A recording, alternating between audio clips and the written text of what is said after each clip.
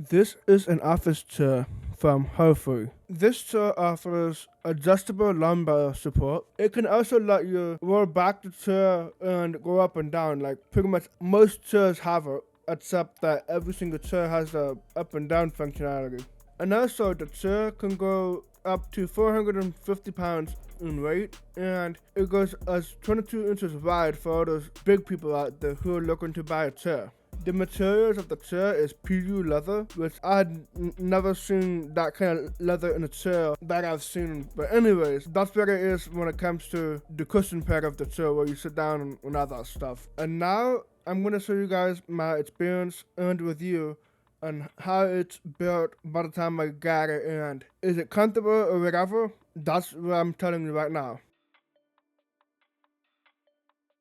So the first few minutes of building the chair, it's been pretty good until I reached the part where I gotta connect the back piece to one of those little, I forget what it's called, but it's a piece where your back sits on, trying to attach to the main part of the chair that I already assembled. So I had my parents help me, but they're also having a hard time doing it. So what is happening is that the leather is covering the screw holes. Not only that, the instructions said unscrew the screws from the back piece. There's no screws according to what my mom told me. So they just proceed digging the screws into the back piece. That way it's like a fully functional chair after that happens. So yeah, that's my minor gripe of the installation. It could be better, but so far it's fine. I was able to have the chair already built just for me to review, and not only that, it's also the chair for my brother because his old one kind of broke. But anyways,